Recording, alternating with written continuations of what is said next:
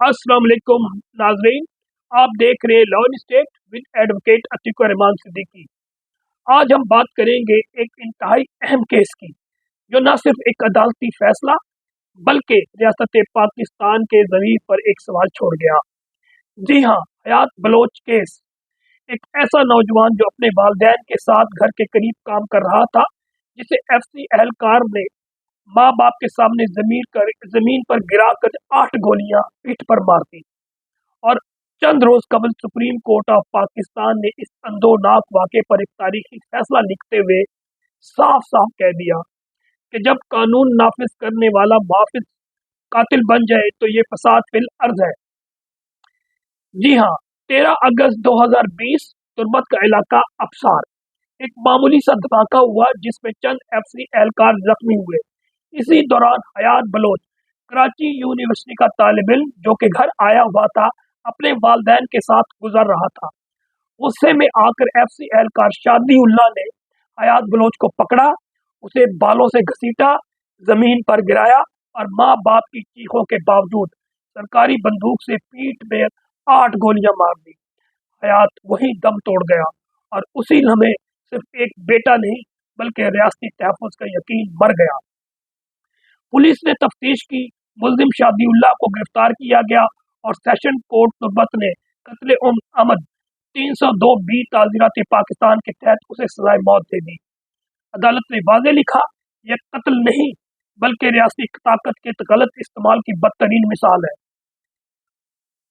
Session court ने reference under section 374 CrPC high court में भेजा, हाई कोर्ट बलूचिस्तान में, और उसके साथ अंडर सेक्शन 410 सीआरपीसी मुल्जिम शादी-उल्लाह ने अपील भी दायर की और दोनों को इकट्ठे सुना गया।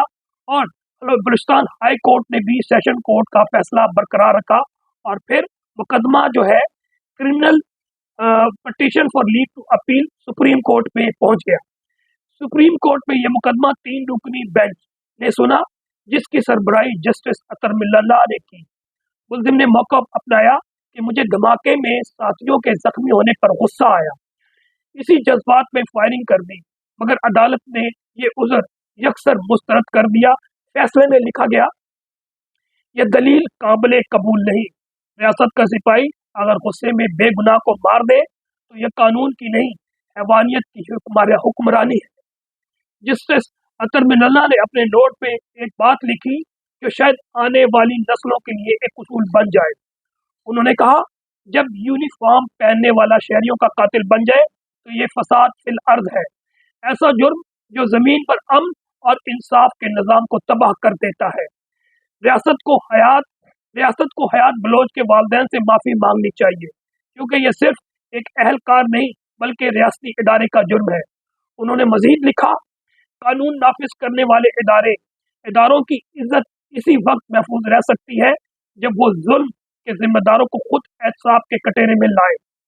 सुप्रीम कोर्ट ने बिल आखिर फैसला सुनाते हुए कहा कि शादी-उल्लाह की अपील खारिज की जाती है, सजाए मौत बरकरार रखी जाती है और मकतूल के वर्सा को फौरी मुआवजा अंडर सेक्शन 544 ए अदा करने का हुक्म दिया जाता है।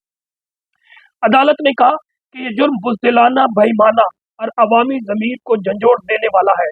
जो शहरियों के मुहाफिज हैं, अगर वो कातिल बन जाए तो सबसे सख्त सजा देनी चाहिए। नाजरीन, हयात बलोच का केस सिर्फ एक फैसले की कहानी नहीं बल्कि ये इंसाफ, कानून और इंसानियत के दरमियान एक जंग की अलामत है। सुप्रीम कोर्ट का ये फैसला याद दिलाता है कि वर्दी मुकद्दस है, मगर मासूम जाने इससे भी ज्यादा मुकद्दस है। अगर आप समझते हैं कि रियासत की असल ताकत इंसाफ में है तो इस वीडियो को ज़रूर शेयर करें, ताकि हर इदारा, हर एहलकार और हर शहरी जान ले कि कानून सबके लिए बराबर है, यानी दो नहीं, सिर्फ एक कानून। और इसीलिए हज़रत अली रज़ियल्लाहु ताला अन्हु ने भी कहा कि कुफ्र का निज़ाम तो चल सकता है, जुल्म का और नाइंसाफ़ी का निज़ाम नहीं चलता। हयात बलोच एक फैसला नहीं, एक नज़रिया बन चुका है और वो नज़रिया कानून की हुक्मरानी का है। दो नहीं, एक कानून। रियासती इदारों को मुहाफिज का किरदार अदा करना होता है, ना कि कातिल और गासिब का। रियासत का शहरी मुकद्दस है और मुहाफिज अगर कातिल बन जाए तो सजा नागुज़री। نیکسٹ ویلوگ تک کے لیے اجازت دیجیے، والسلام، پاکستان زندہ باد۔